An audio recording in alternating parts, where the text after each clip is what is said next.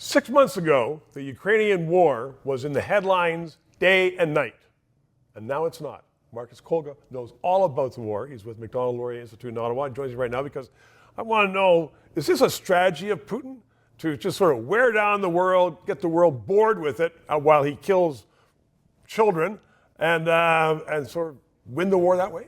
Well, Stephen, remember, we talked about this 6 months ago when the war began. Back then, Vladimir Putin announced that he was in, this was a special operation that would end in 3 days. We're 6 months into this war. Millions of people have been displaced. Thousands have been killed, men, women, and children.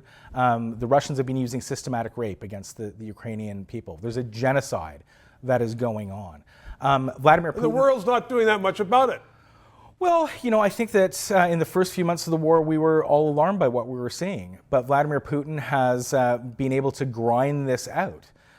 He hasn't made any big gains in the east. He's not made any big gains in the south. So what he's trying to do, he's trying to wear down the Ukrainian people with a war of terror right now.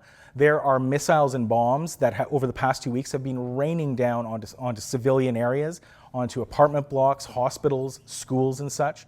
And he's engaging in energy warfare against our allies, trying to turn off the gas and strike fear into their hearts ahead of winter to try and erode their support for Ukraine. Is Putin counting on the West to get tired of sending aid, not only in armaments, but also aid in food? That's exactly what he's trying to do. He's trying to grind down not only Ukraine, but the West. And to he thinks we'll lose interest. We're decadent, we'll lose interest. Now let them go. But that's what we do. We lose interest. And we have been losing interest over the past couple of months. And while we've been looking away, like I said, Vladimir Putin has been engaging in this war of terror. He's also been targeting Ukrainian grain infrastructure. Yeah. He's engaging in food warfare. He is threatening to starve the entire global south by withholding Ukrainian grain supplies as well. And if it goes into the winter and there's not enough oil and gas, it's going to be freezing. And Canada is not doing anything to help that way. Canada has no, I mean, we can pump gas through the U.S. and get it through U.S. terminals to Europe. So there is a way that we can help. Definitely we can help. But we aren't doing it because our Prime Minister doesn't want to export gas and oil. Well, maybe hopefully he'll change his mind in the coming weeks and months.